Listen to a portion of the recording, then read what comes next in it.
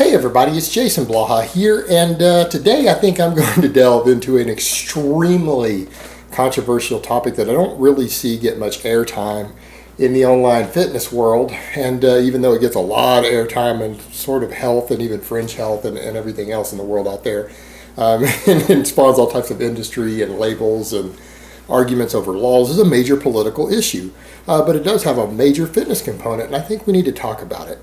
And I'm going to start off with something that Dr. Mike Israetel linked on his wall the other day that made me realize I should probably talk about this because we do have an issue with scientific literacy. Now, he got pretty mad there because he himself is a scientist, not an exercise science, but obviously there's a lot of biology and things involved with that.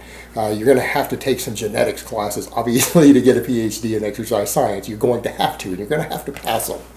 So obviously he's pretty scientifically literate on these things. And the problem was that there were a group of, like a survey done up in Canada, I believe, to where they thought most of the people who answered the survey were concerned that some fruit or something, that if it had genes from a catfish put in there, that it might taste fishy. Well, when we're at that level of scientific literacy where people actually think that that's a possibility, that's downright scary. We can't have as a society a meaningful conversation or debate on this topic when people are literally that ignorant. I mean, you have to think about that for a minute. Anyone who knows any biology is going to be shaking their head at that point because that wouldn't actually happen. So let me put on my +5 hat of weaponsmithing. Let's do a little bit of crafting and let's talk about this. And I think for a lot of people, this is a big issue because GMO has been so controversial for a number of reasons. And I think one of the big problems we have, people struggle to separate the ethical issues of some of the GMO companies from the actual health issues or their health concerns and fitness concerns. And here's what I mean. We wouldn't be standing here having a conversation about hydrogen fuel cells in vehicles if we had some companies that developed a very clean and easy way to take water and put it into all your vehicles, jets, everything that you want to power that's right now on fossil fuels. And they found a way to cheaply and safely differentiate ocean water, that you just put ocean water in there and it created hydrogen and oxygen to burn as fuel. And the only exhaust toxins would just be water vapor and nitrogen, the stuff that's already found in the air. Nitrogen is the most common thing found in the air naturally that we breathe, has been long before humans were here. And water vapor, it's just the moisture in the air. It would be 100% clean fuel source. So if several companies got together and found ways to do that for our cars, and then we all started putting them in our cars and jets and buses and trains, and that's what we used, but then those companies got involved in some very serious ethical issues that outraged the public, we would hopefully not be standing around talking about how hydrogen is an evil fuel source and dangerous. That would hopefully not prompt it, but that has prompted a lot of that with GMO because companies like Monsanto have pulled some stuff that a lot of people ethically do not agree with, and that's understandable, but people struggle to separate the ethics of some of these companies from the actual, there being health risks involved with GMO. Now, I mean, I'll state up front, one of the big ones I believe that happened was, when they made crops that were resistant to, the pesticide Roundup, where they could tolerate very, very large amounts of it without any damage to the crop. So then they could just take all those crops and load them with insane amounts of Roundup. Well, that isn't necessarily bad for you because it does get cleaned off, but the problem is that it caused a lot of environmental damage. I mean, we're talking about killing off bee populations. We're talking about really serious shit as a result of doing that. It doesn't necessarily make the foods bad for you, but it sure had some negative consequences to the environment, to bees, and it might even cause the extinction of the human race. And I know that's crazy, and people are going, oh my God, well, there is a possibility of that. Because again, if it kills too many bees off of what they did, then, we don't pollinate our crops and we all die. Oops. So you've got that, but that doesn't necessarily mean that GMO foods are going to be harmful to you. The same thing with the fact that I would say the biggest ethical problem is that GMO foods, they attempted to solve world hunger in a way, but what they ended up doing, the GMO companies created a dependent population. Because before we had GMO crops, we couldn't grow enough food using our normal methods to sustain more than about 3 or 4 billion people around the world. And scientists agree on this, by the way. People want to argue this. I'm sorry, the experts agree. This is why they say we can't get rid of GMO now, because basically we have a world-dependent population on it. Now, you want to talk about whether that's planned or not, two totally separate things. But could we say that's damn near Hitler level evil to create a dependent population? Because now we have over 7 billion people. If you outlaw GMO crops across the world, at least 3 billion people would probably starve to death within the first year, and we would probably have a World War III fighting over food. Just throwing that out there. Now, that's not saying a good thing about the GMO companies, but they essentially now have a dependent population. That is almost as bad as hooking the whole world on heroin and being the only producer of heroin, you know? It's kind of like they have a dependent population now. If the GMO companies, we get rid of them now, we've created an insane, enormous amount of human harm and suffering. Now we're dependent on them. All right, that's a serious ethical issue. I mean, I think most people would agree when we talk about ethical issues, that's up near the top. That's pretty fucking high on the list. The fact that we now have a dependent population that requires these companies to not starve to death billions of people. And it lets them get away with a lot of leverage and things that they can get away with now as a result of that. But that is not what the issue is, and people struggle to separate these things. They see these things and say, well, that must mean the GMOs are all evil and created by the reptilian Illuminati or whatever people come up with these days on the internet. But it's not necessarily true, guys, and here's what you need to understand. When it comes to GMO, you can't sit down and say, okay, GMO foods cause cancer rates to increase 17%. You know why you can't say something like that? Because GMO is just the same thing as naturally occurring mutations. And what I mean is that these are things that occurred naturally. Most of them are just genes that have occurred through just random mutation in other species. It might have even occurred in that species had we just given it enough time. We're splicing in genes, but the thing is, you might find one GMO food somewhere that might increase cancer rates. It very well could happen. The problem is you can't say all GMO because you will have 500 other GMO foods that don't cause that because I got a different gene spliced in. So stop and think about that for a minute. You can't make a statement like that because you're talking about completely different genes. And the gene that they spliced in that might cause the cancer might already be found in squash already or in catfish already because they pulled a gene out of something else. It was just a naturally occurring gene somewhere else.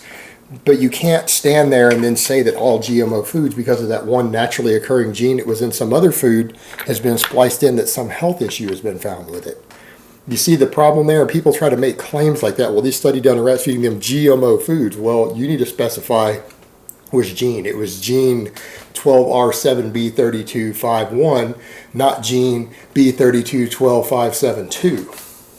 See the problem there? It was not the other one as that one, and if you don't know what that is, that's kind of meaningless. You can't just say all GMO foods are then bad if there's one thing found with a single gene, and you have to remember these are generally just genes that occurred naturally. Furthermore, GMO is the same thing. It's just a continuation of what we've been doing for thousands of years. You do realize most of the foods that you eat today don't occur in nature, and I don't mean because of GMO in labs. I mean due to selective breeding. We started playing God with our food going way back thousands of years ago, particularly once we discovered Mendelian genetics and we learned how to hybridize things and breed for certain traits and look at recessive genes, dominant genes, everything else, and we learned how to really study this stuff, and then we could selectively breed crops, animals, everything else based upon the patterns we learned in Mendelian genetics. We were pretty much doing GMO anyways, and that's where you got your really sweet, good tasting bananas and apples and all these foods you eat. How about broccoli, cauliflower, all these superfoods that you think of? You do know those aren't naturally occurring, right? Those are selectively bred foods that do not exist in nature. There was this one little flower, this little yellow flower that we selectively bred to be a super nutrient by just selectively breeding till we got broccoli, we got cauliflower, I believe even cabbage comes from the same thing. We have multiple foods that came from this one little flower, this one species that we selectively bred to produce these big buds of chewy vegetable on them. That are now what we oftentimes call superfoods. Those things don't exist in nature. We created that with selective breeding to get all the traits that we want. GMO is essentially doing that We're just still selectively breeding, but through a different way. The end result is often the same. All we're doing is speeding up the process. But to stand there and say that something is going to be dangerous because we've changed something to where it produces more leucine in it so that you get a little higher quality protein in a plant, or, you know, to make it taste sweeter or be more resistant to insects. And just because it kills an insect doesn't mean it's going to kill you. That's the thing. Some of the GMOs are designed to be resistant to certain types of parasites and stuff that destroy the crops, or they're resistant to certain diseases. I mean, that's no different than us breeding cows that are disease resistant. There are breeds of cattle that are more disease resistant than others, and I, as someone who grew up on a ranch, we used to crossbreed those strands in. Like the Brahma bull from India is probably the most disease resistant type of cow there is. And in Texas, we bred them with Angus cattle to get the Brangus breed. And actually, my family raised registered Brangus for a while. It's a very disease-resistant cow, but because of some of the crossbreeding, it has some other nice traits. Like the calves tend to have a smaller bone structure. So we find that they give birth easier. The first calf sometimes kills a female cow when she gives birth. Her survival chance is higher if she gives birth to a slightly smaller calf. Well, adding that breed in gives both a smaller calf, and it makes it more disease resistant. They have a higher immune system. They're hardier. They resist certain diseases better. That's fantastic. Now, they don't have quite as much meat as the Angus does, but it makes up for it in the long term. Higher survival rate for your cows on their first birth. Combined with better disease resistance, you can be okay with getting 20 pounds less steak off of each cow when you get that much benefit from it. And it's totally fine, but that's selective breeding. Well, we're taking plants and crops and making them more disease resistant. It's not a lot different other than we just sliced in genes instead of breeding in the genes. But at the end of the day, there's not a lot of difference. And what you need to remember is just because you've taken a certain gene from something, again, they've taken whatever gene. If they were to take a gene from a catfish and put it into an apple that did whatever they were trying to do with it, added some specific trait, it's not going to be like it's part catfish. You need to understand that. You're actually more in common with a catfish right now with your gene overlap than that apple would be by adding in that gene. You're more closely related to the catfish anyways. And our genes overlap massively with plenty of other life forms on this planet. Like literally like as much 95% or more of your genes are identical to many things that you eat. Just throwing that out there. Say that again. There are things that you might eat out there that you are genetically 95% identical with, and you consider it food. You know, and they don't taste like people. But yeah, so adding in a gene from a catfish is not going to make an apple taste like a catfish. It's also not going to make it grow gills. It's also not going to make it slimy. So understanding these things is important. And the thing is, if we're going to have a meaningful conversation about this or debates about it, we really have to be educated. When it comes down to individual health risks, you have to actually assess an individual food. You don't just go all GMOs are bad, because honestly, statistically speaking, with what they're doing with GMO, the odds that any individual GMO food would actually cause a health problem or cause cancer or something is probably less than 1%. It's going to be pretty low. If you actually understand what's going on with GMO, it's relatively low. Could it happen? Yes, but it's probably not going to. And when you do find one, you would identify that one and say, okay, we've made this change to bananas, and it made the bananas red and taste slightly sweeter, but apparently it produces a higher amount of this carcinogen, because cancer just doesn't occur. Things have to cause cancer. You need a carcinogen or a higher sugar content. But you know, the same people who would scream about, oh, apparently it has a much, much higher fructose content that's causing more cancer, the same people dump spoons of table sugar on their food, which would cause cancer at the higher rate than what that additive did. Or there's some carcinogen in it, but they might actually cook a food in a certain way already that adds more carcinogens to the food than was added to that red, sweeter banana.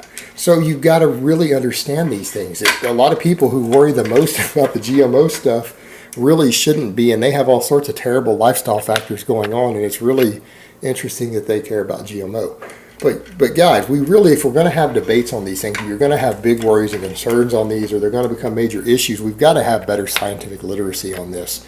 We can't just jump up and act crazy about it and not actually understand the issue. And again, it's very concerning when you see a poll come out like that saying, hey, we all are worried that this apple is going to taste like catfish or taste fishy because of a catfish gene being spliced in that made it slightly more resistant to some sort of larva that grows in it. When people actually think that there's a possibility of that happening, that shows that we as a society might not be scientifically literate enough to actually have a conversation about this or a debate right now. Again, there's a failure on the part of the education system. And also, again, we've got to remember that we have to separate potential health concerns with a GMO food from bad ethics that some of the companies involved might be involved in certain practices that they've had in the past or still have. That doesn't mean that there's an overlap, that because they've had some really shady ethics so that they can make an extra $1 billion somewhere, doesn't mean that GMO foods are suddenly evil and going to kill you. Again, I guess unless you believe in the Illuminati and some of the conspiracy stuff online, but if you do, that's your own business. I happen to not. All right, guys, but that's really all I have to say on that today. I hope it's been informative, and I will talk to you guys next time.